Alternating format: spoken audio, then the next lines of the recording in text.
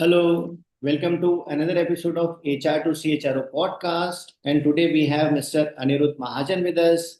He started his career with Thermax, then he was at Metro Cash and Carry, retail, then again at Walmart in retail, then Go Javas, then Shopper Stops, and then currently he's CHRO at Automotive Manufacturers. So, welcome Aniruddha. Thanks for giving us time. Thank you, Mr. Amit. I think Kushalta has invited me to this podcast. It's a real pleasure. And some of the work that I have seen, which is done by Kushalta, is really making a difference in the marketplace, especially with respect to brain rewiring. Eager to participate in the discussion. Thank you. Thank you. So nice of you, Aniruddha. So, to start with, Aniruddha, why HR? Why did you decide to start your career in HR? I think people always fascinated me, and I had this attraction towards human psychology. So initially in my career, when I was exposed to career options, one of the things that was given to me was an instrument called as MBTI, Maynard Diction Myers-Briggs Type. Type Inventory. Yeah, Myers-Briggs Type Inventory. So my profile was ESTJ, and I was suggested that one of the things that you can pursue is either sales or HR, and I choose HR. There is a reason also because some of my family members were also within this HR fraternity. Uh, my One of my earlier professors also was from industrial psych, and he also encouraged me to take up HR. So that's how I got attracted. People are from so many different backgrounds, different profiles, and different upbringing. The only thing that keeps a community together within a company is HR. Correct. I think that profound knowledge I got later on, but in hindsight, I think that was the best decision of my life. Correct. So, yeah, that is true because now the world is changing so fast that it's only a department like HR who has the whole 360-degree view. Now, when I talk to so many CHROs, they say that they have been given the task of digital automation or tech, driving tech enablement for all the employees because they are the ones who have the 360-degree view. So, HR, I mean, now it is already a strategic function, unlike earlier where it was a support function, but it's going beyond even a strategic function. So, you're very Absolutely, right. absolutely. So my observation on it is HR is always an influencing function. It is at the core of change management, and it has to influence and drive the strategic outcome of the organization through its people. People are the differentiators for any organization. So the culture is built by the people, and sustained is built by the leaders, sustained by the people. Therefore, if you ask me, influencing to the management towards the up the hierarchy and creating an environment and influencing people to adopt change down the line. This propels companies to move forward. And we have seen enough instances of companies which don't change and stagnate, and they are not able to move forward, especially also in the lives of employees. So employees who are not upskilling or changing tend to get stagnated and are not able to move. And HR has a very important role to play. Skill is the new currency. And to create an environment in which there is a culture of change is very important. So when we say culture, culture is built by rituals, by creating an environment in which there is frequency of the same things which are done over a period of time. People talk the same language. Everybody has the same values. That's how culture is built over a period of time. Now, to sustain this culture, not only is the top management responsible, but HR is also equally responsible. In the age of AI now, uh, change is happening so rapidly. So new skill has to be adopted by all the employees. And the journey of reskilling is one of the important things that HR has to do. So like I said earlier, this is a big change that HR should drive now. Correct. See, I And wanted to. Yeah, sorry. No, no, I think Kushalta is also playing its role, and it takes not only the company, its employees, it also requires a village in which there is an ecosystem, Correct. in which there are external partners who facilitate change. So companies like Kushalta can obviously help to drive this adoption of AI, adoption of reskilling to newer, technologies or newer way of working.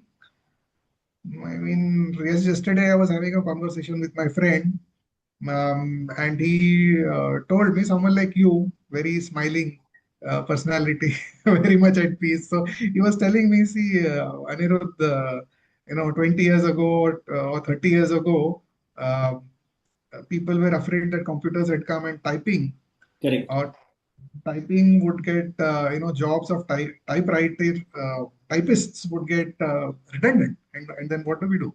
So people lost jobs, and there were uh, in each company there would be hundreds of typists, hundreds of stenographers. All of Correct. them lost jobs, but there are new jobs which came. And today, although we are fearing that AI will take away a lot of jobs, but I strongly believe that new jobs will get created. It's Correct. just a matter of how people are reskilling themselves. Correct. Very right. Very powerful, Anirudh. See, normally I start the discussion after why HR on asking the secrets of success because only 0.5% people they reach the CHRO level. But we have started the discussion on a very good topic. So I wanted to ask you, you have worked in top MNCs like Walmart and Yes, so many other companies. And now you have also worked with Indian promoter driven companies. yes. So, to people, most of the, I mean, because the maximum number of companies are Indian companies in our country, MNCs or are to a lesser extent. So, to people who are watching this podcast, what would be your message to people who are working in Indian companies? How should they drive this change to create a long lasting good culture? So I won't say that Indian companies have a better culture than MNCs or MNCs have a better culture than Indian companies. I think both have a different set of uh, culture of way of working. Employees sometimes so in Indian companies, there is faster decision making, there is quicker turnaround time, and there is lot of learning, a very fast-paced learning, and it is even faster in the new age of startups now. In MNCs, there is process, there is a more organized way of working. Uh, they want to be extremely sure before implementing anything. Planning is the key, and alignment or inclusion is the key. If somebody wants to grow their career or is looking at working at MNCs, they should probably accept a slower growth, but a huge amount of learning in an organized manner. They will get better managers to work with. And a lot of people say that great managers make great employees or great leaders of the future. Correct. So, so that is what someone should expect in an MNC. They bring in, for me at Walmart, it was all about learning the processes, policies, culture of how Walmart grew exponentially in US and then internationally across so many countries, and how we were able to adopt those processes, those policies in our country. Um, while when I am working now and earlier also in an Indian company, there are processes, there are policies, but they are implemented quickly, they're adopted quickly, and turnaround times are shorter. So the advantage is quick learning, uh, and you will be instantaneously be able to see the impact of what you have created. So if somebody is very ambitious and is confident of working and growing in an Indian company where where a person can contribute at lightning speed, I would suggest the person to take the role of an HR person in a Indian company. But like I said, again, the lines are getting blurred. Now we have very large international companies which are basically Indian, like TCS or Infosys. Even Mahindra's is big now, and of course, Reliance is there. So these are extremely huge companies. And there are smaller international companies which have come in India, like Crocs. or Marks and Spencers, uh, and they are or Celio Fashion, for example. It is a small company in India now, and they operate in a very different way. So lines are getting blurred, and it eventually uh, your decision should be based, or the students or youngsters' decision should be based on whom am I working with and what is the kind of learning I'm going to get. Very nice. So it should be learning based decision that for my next level of evolution, what are the new skill sets or the challenges I need to face so that I can learn? And based on that, maybe I can choose to go an Indian company next if I'm working in an MNC or vice versa. Or vice versa. And I have seen that people, I mean, there are a lot of good kids who learn very quickly. Uh, but if they are working with the wrong manager, the manager will try to hoard the talent and keep the talent to themselves. And they will not allow the person to expose or grow. So that is one thing that we need to be very careful of. Is my manager encouraging my growth, allowing me to grow vertically, horizontally, and therefore, I said it is a combination of both, having a good manager as well as learning opportunities. So to digress from our discussion a little bit, let's say I have a bad manager who's stifling my growth. What do I do? How should I go about it? One is we spoke earlier, reskilling is take opportunities within the company for job rotation programs or internal job postings and take up another other opportunities within the company. Uh, Second is an employee lives in ecosystem. It doesn't only live within with the manager. So in the ecosystem, there is a head of department. There are other senior leaders. You can take guidance or inputs from them as to how their career can grow. There is also HR who can facilitate this movement, and here HR also has to play a very crucial role. Okay, what are the skill sets that an employee has, and where can it be plugged in? That is as far as internal opportunities are concerned. And external opportunities are anyways there for the employee. And but the challenge is that proving oneself all over again in a new company takes time.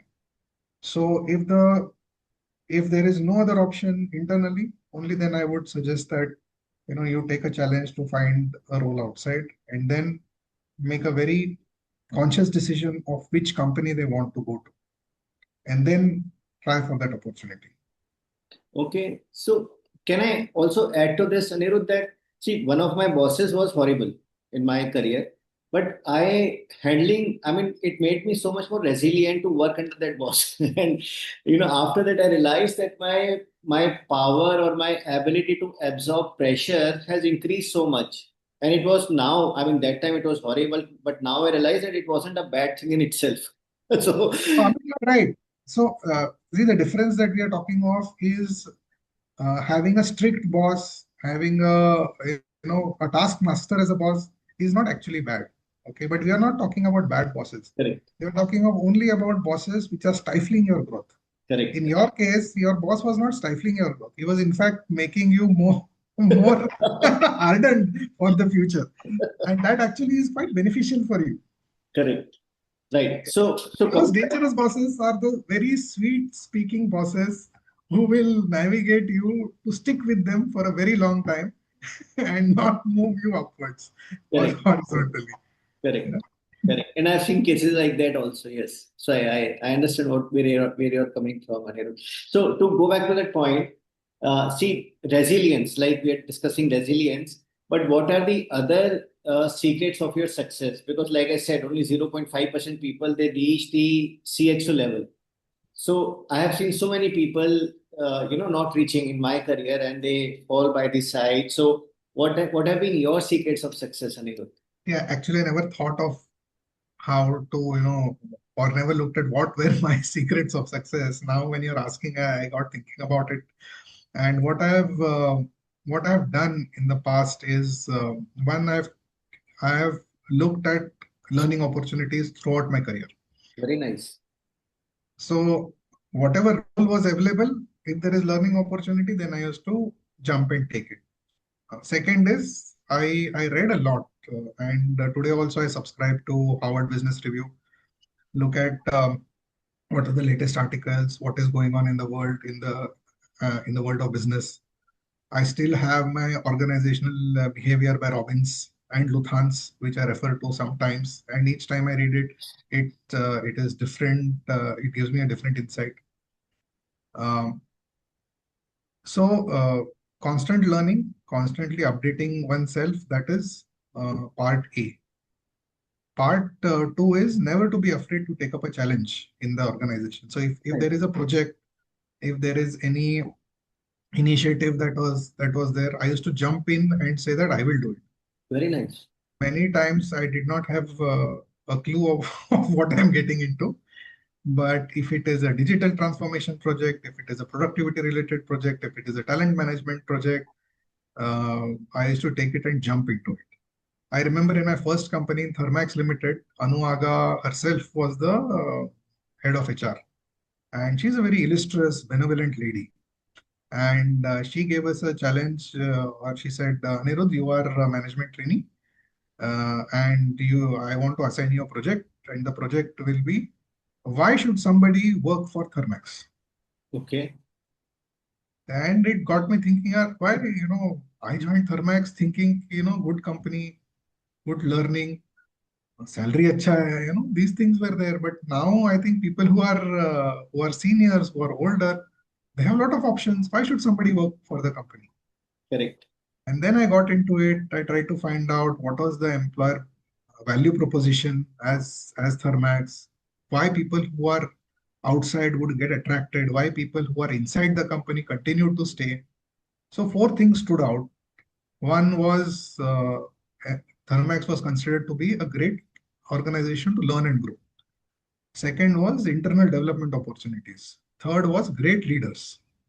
And fourth was the culture of the company, the benevolence of the owners, and the strategic thought process to how to build the company in the future, for the future.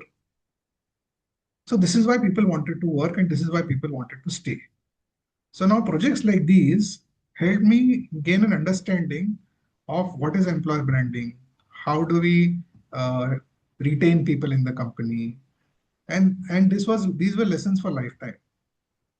So take projects, jump into it, and that will also uh, help and add value to your resume. Third is don't be afraid of experimentation. So taking initiative is very important. So when things are slow and nothing is happening or nothing is expected of you, let's say for example during COVID, I remember uh, one of the challenges was there how to keep employees engaged. Correct. But huge activity was going on in finance. Okay. And I failed to understand finance overtime क्यों कर रहा है COVID में. So then, of course, we realized in our discussions that cash flows, sales is not happening, everything is lockdown is there, and cash flows is getting impacted. So I said yes, as HR also we should have our strategy of how we can supplement this. And then I started looking at what options we have and what are the unnecessary costs that are there. And I started a zero based budgeting program for the company. And that was an initiative which I ran. Very nice. And then I presented to the leaders of the organization. And then the organization asked me to create a roadmap. So for the next 2-3 months. So taking initiatives also helps you taking initiative on your own helps you to grow further, and you uh, become a part of a very important group of people who want to help the company grow. I think one more thing which happened to me continuously is I got involved in, or I volunteered for a lot of projects which involved external consultants. So whether it is BCG, whether it was Eon Hewitt, whether it was Great Place to Work, GPTW, or whether it was Mercer, right management. I worked with lot of external consultants, and these external consultants gave me perspective of a lot of things that other companies did. So over a period of time, what I did was try to find out what the industry is doing, how other organizations are working, and get an outside in perspective. That also helped me to speak up at board meetings, give insights of what is happening across the industry, what is it that our company should do, um, and always have an eye on the future. Very nice. So one of the things that we always discuss, or a topic that I bring up, is what are the future skills that are required by our employees, and how do we get there. So in my current organization also, we are witnessing a change with respect to electrical vehicles adoption. Correct. And we are in the business of distribution of vehicles or selling of vehicles and maintenance of vehicles. So one of the skill shortages that we have had is of electric vehicle repair. And where do we get those skills from? So I identified this problem early on. And because our company is extremely large, about 15,000 employees are there, 7,000 of which are technicians. And no other company in the country has 7,000 technicians on their rolls. So there is a limit to which we can hire from the market, that too without disrupting the market. But I found out that there are a lot of electricians in the market which don't have opportunities to grow. So we enrolled them into a skills academy. Very nice.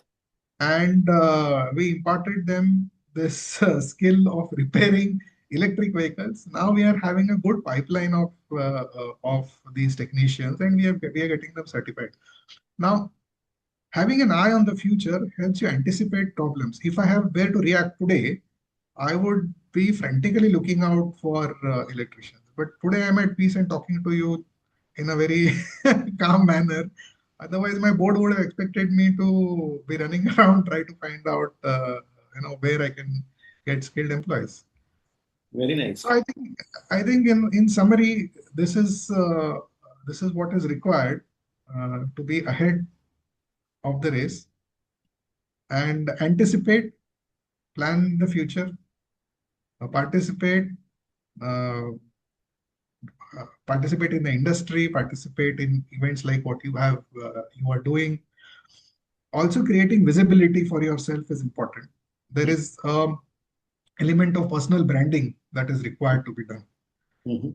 And that happens when you reach a certain stage. It may not be required initially. And a lot of people sometimes think that personal branding is required from day one. I think that after you have had an experience of about 10, 15 years and reached a certain stage, then and your learning is done, you know what you're talking of, your knowledge is assimilated, accumulated, then you start speaking and start creating that personal brand of yours, because then you will have some content to speak about.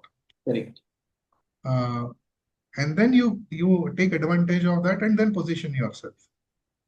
So journey from being a management trainee to a CHRO, I've tried to highlight the important milestones that are there, which I'm able to remember now.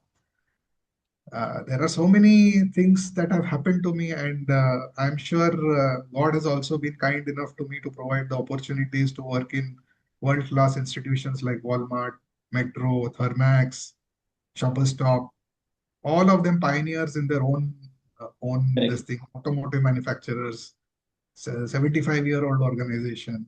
So all of them are pioneers, and it requires some amount of uh, favor from the universe also for you to be able to be accepted in these institutions. Very powerful. So all these points are so big pulse of wisdom, Anirudh, futuristic look, perspective, taking up challenges.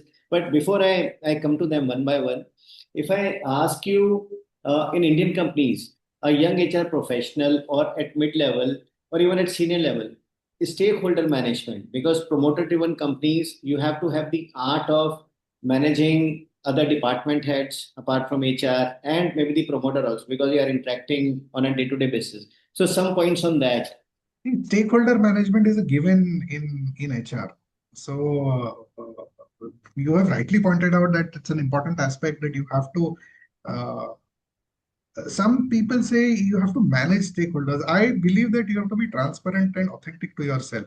Very I nice. think management of stakeholders, people really see into you, and people are really, really smart. The kind of people that I work with all are from top tier management institutes. And I think the way of working has also changed. Previously, people had some traditional thought processes. They tried to be more wanted to be secure and save their jobs or save their seats and try to be control oriented. I don't think that is anymore the case. People are not control oriented or are lesser control oriented. They want to be transparent. They want things to get done. And as long as everybody has their own, initiative to deliver, and everybody has their own pressure to deliver. As long as we understand what pressures that they have and we collaborate with them, that happens. Secondly, if there is something that you want to initiate as HR, it is better to have alignment from all the stakeholders, and alignment should happen before the meeting. So one of my bosses had told me that the outcome of the meeting should be decided before you enter the meeting room. and therefore, since sensitization of what is going to happen before the meeting, Correct. sharing of numbers, sharing of data, getting buy-in before you enter into a room is very important. And if somebody has a valid point, let them have their own reservations. But since you have already sensitized them, the solution also is something that you can propose in the meeting. Now, whether accepting or no is up to the group. But I have found out that 9 out of 10 times it sails smoothly. But the best part is when you align people, you create friends. When you are transparent with them, you create friends. When you are helping them out, you create friends. And what HR can do is HR can also be a friend at a personal level. When you are helping them when they are not feeling well, when they have to be provided with mediclaim, support, when they have to be provided with compensation, clarity, or tax saving opportunities, some benefits of the organization that they may not know about. These things of providing help uh, also create good bonds. And HR job becomes that much more simpler, ensuring that we care for the person in the in our peer group or within the company, also across the senior levels and across the line, down the line also. Both ways it helps as long as you're genuine and transparent. So I didn't see management of stakeholders as a challenge because I don't look at it as management. I look at it as creating relationships and creating friendship and ties for a long period of time. Correct. See, I've always believed, we do these leadership trainings and also many people ask during the workshops that how to be a good leader. So I say you have to be first a good human being. If you are a good human being, rest everything will follow you. If you are a bad leader, but a good human being, people will still follow you. Absolutely right. Absolutely right. So, see, there are so many points which our discussion is raising, but one thing I want to come first to before I go back to other points that we have discussed is alignment. So, see, like you said, that culture is changing. Earlier, people would be more control freaks. Now it is changing, and transparency is what people look after. And this is a shift also in HR because when I started my career around 29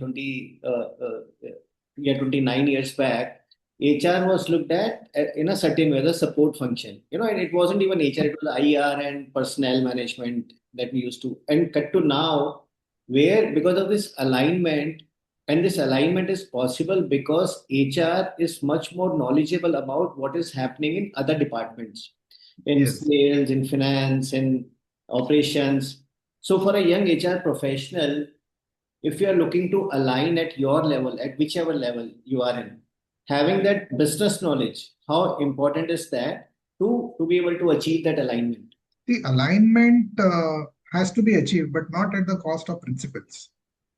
Uh, and like I said earlier, stakeholder alignment is also part of it, and line manager alignment is also part of it. So we have to be genuine in what we do.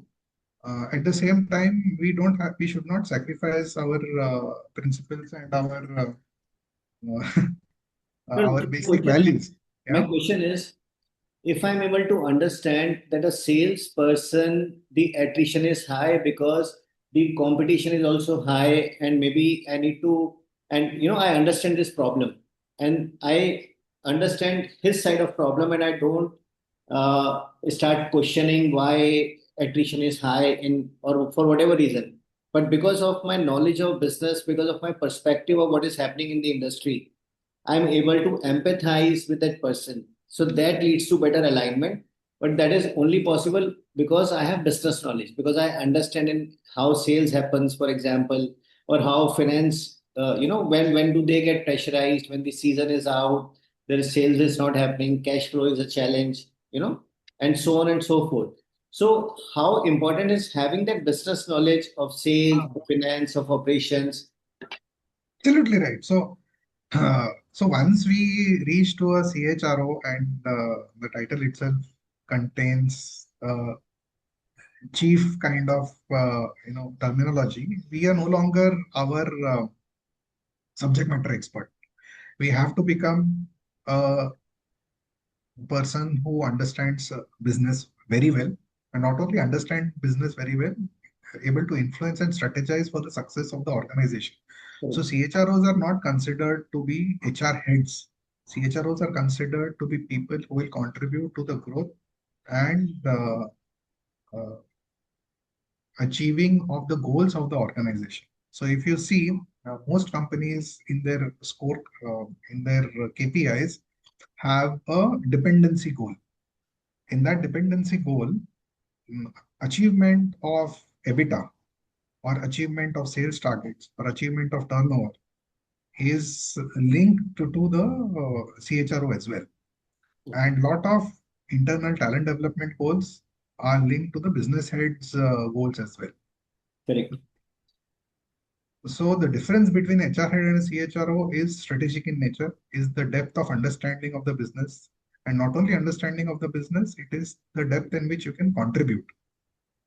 So a simple thing like how do you improve or increase productivity for a certain department, CHRO will not be able to influence or will not be able to contribute anything till he or she understands how the business operates. A challenge like increasing employment costs, which are disproportionate to the increase in revenue. So wage bill of any company would be around 6 to 8%. Some companies are 12 to 15%, depending upon the type of industry you are. And supposing the revenue is at a lower pace, but every year you are giving 7%, 10% increment, and the wage bill is going very high, that the CHRO should understand how the wage bill of the company needs to be in alignment uh, with the revenue generated, and therefore how it is going to get impacted to the EBITDA, because every rupee that is spent directly impacts to the P&L of the organization.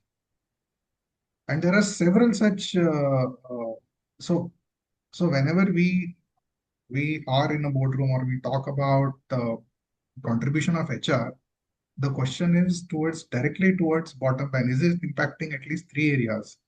One, development and growth of people. Second, revenue increase. Third, profitability increase.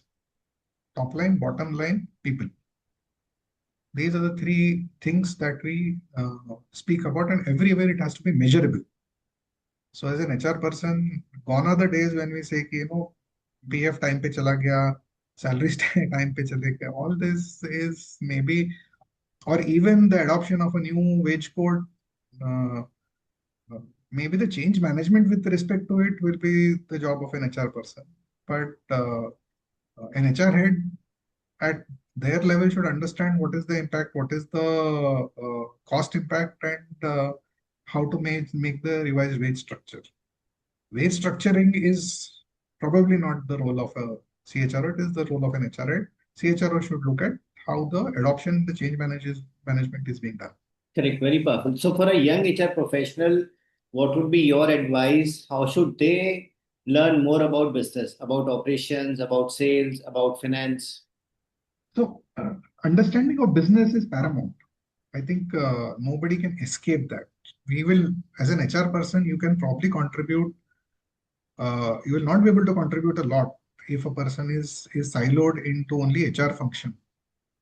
And a lot of people assume that if I become a perfect, knowledgeable HR guy, I will be able to contribute effectively.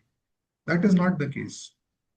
They have to understand the business, and each initiative has to be aligned to the business requirement. If it is not aligned to the business requirement, the initiative will have no buyers. Correct. So if today, if you say that I am going to hire 100 people from the best, or I'm going to start a campus recruitment program. Okay. Question is, and I'm going to go to the best colleges and I'm going to get the best talent. Question is, who needs it? Are we in a phase in a company where campus hiring is required? Is there a need for it for the next 3 years? Um, are we looking? How is the business projection for the next 3 years? If we are not expanding, if we are looking for consolidation, the whole initiative of campus recruitment actually is not required. Correct. You're So, right. So, in isolation, it never works. It has to make business sense. very nice. So, should they spend more time with the people from other departments during lunchtime, or should they set out some time, young HR professionals, or should they set out some time during the week that for 1 hour on Friday, for example, I'll go and talk with them? How should they go about it? Or So yeah, so very valid point. I think very interestingly, let me tell you what I used to do. I used to go and sit next to the head of a department of some other function. Laptops were given and Wi-Fi chalta tha. So I will go to the department head's room and I will sit with him. And I used to say, I just want to observe what you're doing. And they used to feel very happy. HR का बंदा आया है और हमारे साथ बैठा है, ठीक है? Now, now, and I would tell him, see, if you have any confidential discussion, you tell me, I will go out. अरे just sit अनिरुद्ध, बैठो, confidential वगैरह कुछ नहीं होता है. आप बैठो और आप समझो क्या चल रहा है, ठीक है? And they used to say कि आप, you are one of the first people who are actually sitting with us to understand business कैसा कैसा चलता है. So it is not only, मतलब, like you said, yes, lunchtime, interaction, all this helps. But the power of observation and sitting with them helps a lot. And I don't know from where this idea came to me, but today also I go and sit in somebody else's room, some other CXO's room, and I sit with him and do my work there. The person feels good, and it helps to create that allyship or that friendship. And second, it helps me to learn their business. So this agentic AI thing and generative AI, I learned like this with my my CTO. very nice. Very nice. But so that's just what I did. But there are several ways to do it. You can sit with them, have lunch with them, ask them questions of any new initiatives that are to be done. But they will also come and tell you. If you are their friend, they will come and tell you, hey, this ये नया आ रहा है, and this is what is being planned in the organization. So there are two benefits. One, you get to learn, and second, you get to network. Correct. And as HR, we need both. We need business knowledge, and we need to network also at the same time. So, what is one big problem? See, what I have observed is that people, because they have been fed so many stories by their peer group, by their parents, that you should not trust people from other departments. So, sales will not trust people from HR, or maybe operations will not trust people from customer support, for example. I'm just giving an example. So So, when you say touching, which means talking or job movement or hiring? no, I mean, you should not trust. You should not trust people from other. Ah, trust. Okay. Okay. So people, when they meet people from other department, it is with the mindset that I should be very careful. Or generally, the culture is, or the wisdom is that लोग आजकल बड़े तेज हैं. You should not trust people. People are clever, and so on and so forth. How much does that hinder a person's growth anywhere in life also, but more so in professional life? Now, see, I mean, I don't think, see, not trusting people will not take you anywhere. Okay. But blindly trusting will also harm you. So there is a good phrase that I read somewhere. It's called trust but verify. Okay. Which means that at the first instance, you should be trusting what the employee is saying, and you should verify later on with data, facts, figures afterwards. Okay. So initially acceptance is required, and that acceptance should be seen by the employee Correct. or should be seen by people from other departments, and that is the role of HR. HR is first a person who will empathize and then try to understand the reasoning behind it, and that is the verification part. So that is the belief that I follow. You trust people, you take it at face value, and and if you ask me, 99% of the time there has been no regrets about this for me. Very nice. Very powerful. All right. So to go back to our discussion, so you mentioned learning opportunities and taking up challenges, taking up stretch assignments, taking up projects like you learned in the first job that you had. Why should a person join this organization? So generally, the tendency which I have seen, or at least which I have seen maybe, is to avoid taking up stretch targets and to have a cushy life and CYA. So why take risk where you can be singled out if you fail and so on and so forth. So some thoughts on that, Anirudh. The opportunities will come to people who try and who are willing to put in extra. Putting in extra doesn't mean that you have to stay late in the evening. Putting in extra means that you have to work smartly towards it. You have to pick up the opportunities that are available. And what I've seen is there is time. It's just that how wisely we use our time. Failure will happen, and but failure will also teach you, and I'm sure a lot of people have learned and understood this, that failures actually propel us to become better, and the rise happens after we have learned from our failures. So you may be branded as person who is not able to deliver because the person took an initiative, but that should not stop anyone from taking initiatives or taking stretch targets. There is a saying, no, if you aim at the sky, you will end up at the Get out of the mud.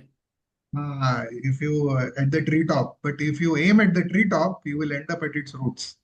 Correct. So better to aim for the sky and at least end up in the clouds, or nahi to treetop to chale jao, reach at least there. So I hadn't planned to ask it now, but I'll ask it now. So many people, mid-level managers, they complain that the Gen Z, they don't are aiming at the stars. They are aiming at the treetop only. So and that so would you agree to that, or would you disagree, or what would be your views, and what would be your message to Gen Z and to their managers? See, I don't generally like to generalize. Okay, that there is a certain population during Gen X also who, who was laid back, and I'm sure there are people who are aiming for the stars um, in Gen Z also. So that is bound to happen. What I've found out is there are more people who are not hesitant to speak their minds. Correct. So that is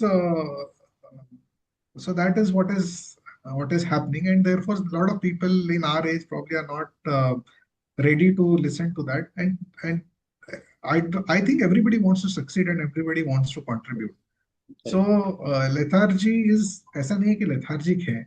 It's just that they want the right environment. They want to learn the right things. They want to ensure that wherever I'm putting effort, that is going to give me some result. If they don't see any outcome or result which is coming their way, they may not want to put effort in that. But there are people who at the age of 13 have created their own companies, Correct. and that is and started a coding.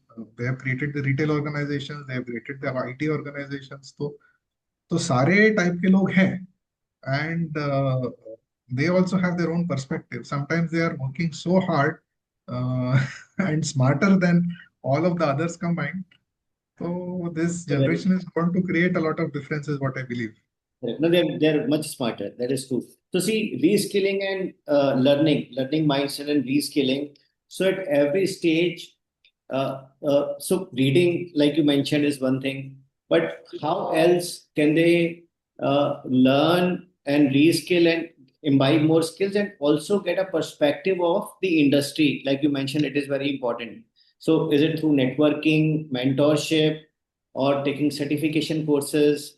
Or just learning, like you said, that sit with the person from the other department and just observe and ask questions. How should they go about it? Reskilling, learning, and getting the perspective. So learning happens basically in three stages, and first is education, second is exposure, and third is experience. Education is where you want to go.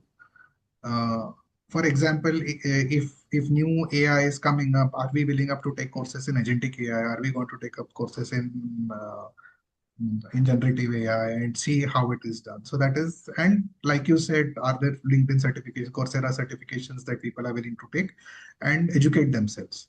That is part of the this thing. Second is exposure. Are we able to sit with other people, understand that how they have implemented, what are the decisions that they have taken, how is it actually adopted in a company, and spend time to understand uh, by seeing from others, by observing others, as to and exposing yourself to those situations in which others are taking action. Okay, then what happens is your mind gets wired to this thing, this is how what I have learned and this is how others have implemented. And third is getting involved in a project, getting involved in a initiative in which you have to yourself be a part uh, of the experience of how it is done. And then the learning transition will get over. So therefore, in many companies, there is this experiential phase, or there is this uh, project phase that we call it, and that is the longest phase. So let's say there is a 1 year reskilling program, or in which education will be maybe 2 months, exposure will be 4 months, and 6 months will be the experience part, in which multiple projects are being assigned to the person, in which the person goes and delivers it. Very So nice. all three steps are important. You cannot jump any of those. Very nice. And they should plan to do all the three steps. What about Yes. outside in? So getting the outside in perspective, so like industry knowledge, attending events, talking to networking and all that. Correct, correct. So that is part of the exposure that is there. It is probably the bridge between experience and exposure. But ultimately, अपने हाथ से करोगे तो सीखोगे. That Correct. is what I believe in. Learning by doing is the best way of learning it. Uh, so even if there is no project going on in the company, but you want to do it, take up a project on your own. Um and you will see a lot of emails that come to us, I am doing a project on this, and I need your 5 minutes. Please give feedback to the survey that I have sent across to you, right? So do these kind of things, Very okay? true. And present and send your papers to people who are experts in the industry. More often than not, you will find that people want to become mentors and help you learn and grow. And some random stranger can also be a very good facilitator for you for this change that can happen in your life. Very nice. What about futuristic look? So, like reading and talking to people, exposure. How else can they try to predict the future, the change which is going to happen, and the skills which on an individual level maybe they need to learn. You How are do they you are develop? entering a very risky area.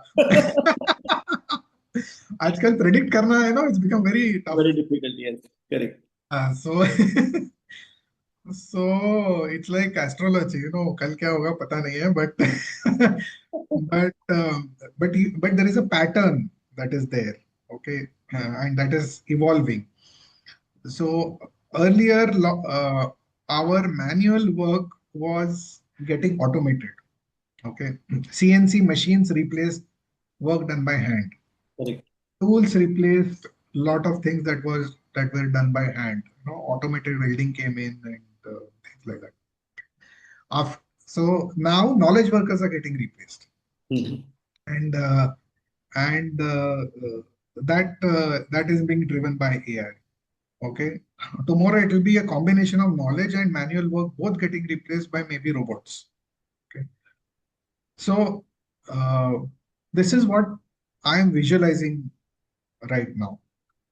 Uh, how to predict the future is to update yourself constantly. So like I said, I continue to read HBR, Harvard Business Review magazine, and I like to read a physical copy, so I subscribe for that. Read whatever is happening in your area continuously. uh, Attend and continuously read books which are the latest in the market. Also, try and interact with leaders who are there in the industry. Try and post stuff on LinkedIn to see what your understanding is and whether people are responding to it. And you will find a lot of leaders on LinkedIn who keep on posting the latest updates in the industry that is there. But Correct. all said and done, predicting the future still seems to be, elusive for us. You can really not prepare of what's going to come. I think part of it is mainly because people who are working to what can happen in future want to keep it closely guarded. Correct.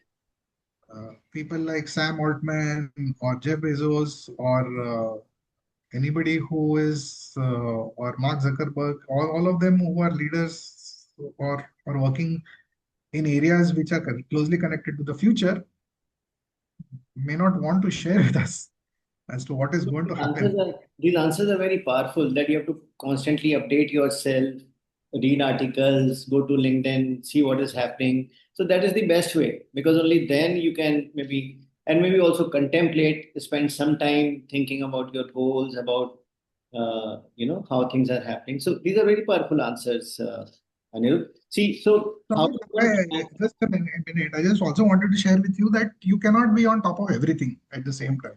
We have to select the area in which we want to be on top of area. So if you're saying HR may you want to be on top of your area, you be on top of that.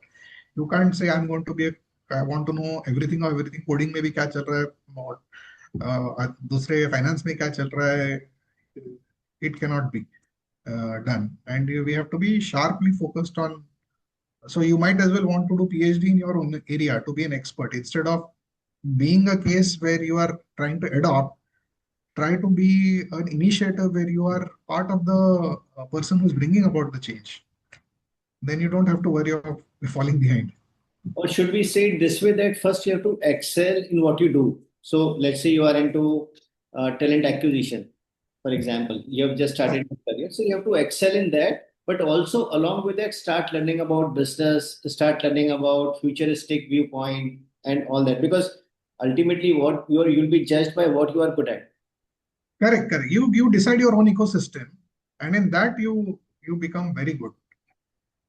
So how should one plan one's career? So we are about to reach the time limit that we had said, but how should one plan one's career? So at junior level, is it so you decide that I want to be a CEO in, let's say, rewards and recognition, for example, or talent pipeline, leadership pipeline, or you go horizontal and you take experience of two or three sub verticals, sub domains in HR, and then so how should one go about it? What is the yardstick? So let's assume that a person who is entering the profession of HR wants to eventually become a CHRO. Okay, that if that is the aim, uh, then what I would like to share is growth doesn't always happen vertically. Okay, it happens in a zigzag manner. First, you will grow maybe vertically, then you grow horizontally, then you probably grow vertically, then you horizontally. Things happen not always the way you have planned, and failures will happen. Sometimes success will come unexpectedly. So planning one's uh, uh, career, you should always aim to expand either in the depth of the knowledge that we have or the scope of work. So there is job enlargement and there is job enrichment. Okay. You always take job enlargement and then job enlargement and then job enrichment. Specifically, to put it in terms that start as a generalistic AR, as an HR profession, spend maybe 5 years in that, then move to being a subject matter expert, spend 5 years in that. Either it can be compensation benefits, or it can be talent management, or it can be employee engagement. Then move ahead, try to become uh, head of a department for HR. So business HR partner, but the head of business HR partner for a particular department. Spend again 5 years in that. At the same time, HR is fortunate that they don't have to stick around to a particular industry. Okay, and probably I would encourage people to try out different industries so that there is more wholesome knowledge. Uh, Go to a startup, go to an MNC, then go to an established Indian company. Okay. Mm. So when we are moving our careers within HR, also move careers within industry. Correct. Then when you are the head of HR head of a particular function, then look for enlargement in which you are the HR head of multiple functions. So suppose in a company you are looking at finance and supply chain, try to become the head business HR partner maybe for the sales organization also. Correct. Along with that, you can become the head of the department for legal or corporate affairs along with that. So try to uh, expand the profile. Uh, One of the most important roles, or two most important roles that every HR person should do, is being the head of compensation and benefits as well as being the head of talent management. These two roles, talent management, learning development, not maybe learning development, but talent management. These two areas one needs to have exposure of, uh, and that is important. Okay. Can come directly or indirectly, Hmm. but if you may not get the role directly, Correct. then involve yourself and get understanding of that function properly, Correct. because bottom line is important for the company, and HR ultimately is an expense function, is a cost function. It is not a revenue function. Correct. So once you are able to become the function head of multiple this thing, then look at a geography. Mhm. And if you are in a large enough organization, you can become the head of North, or you can become the head of West, or some geography you take up. And afterwards, then you can become the head of HR. So head of geography is typically a HR BP function, business partnering function.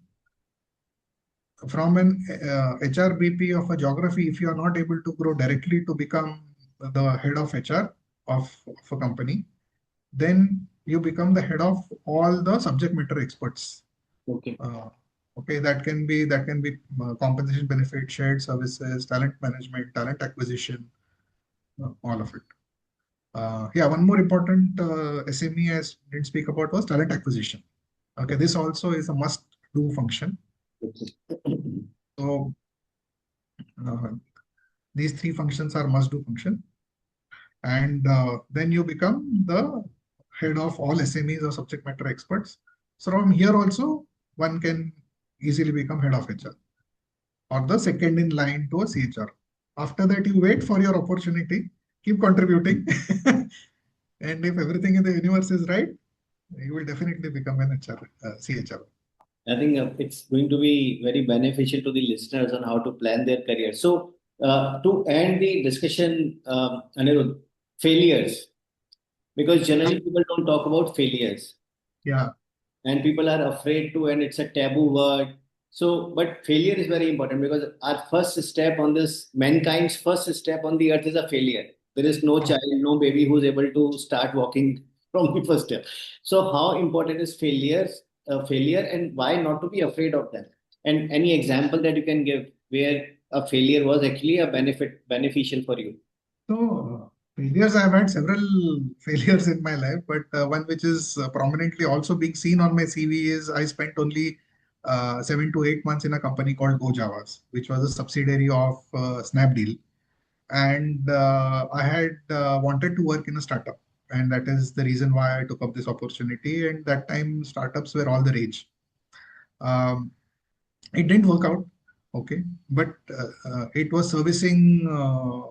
So this company was typically this company which provided logistics and distribution network, and uh, today we see Ecom Express or Delivery Correct.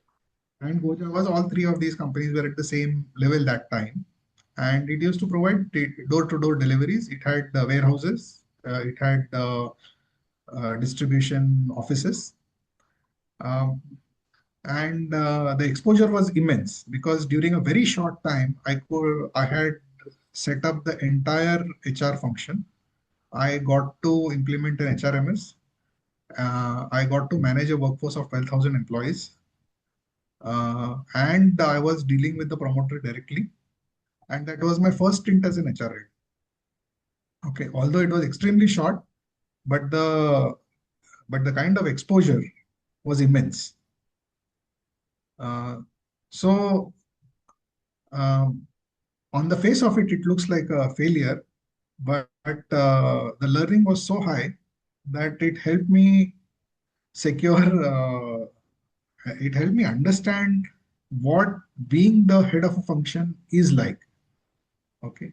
So, although I did not take up a role of an HR head immediately after that, but it helped me set up myself to think as to what is it that is required to become an HR head or a CHRO in future. Very nice. So it was taking risk also and not afraid of taking, quoting failure. Very nice. Yes, absolutely.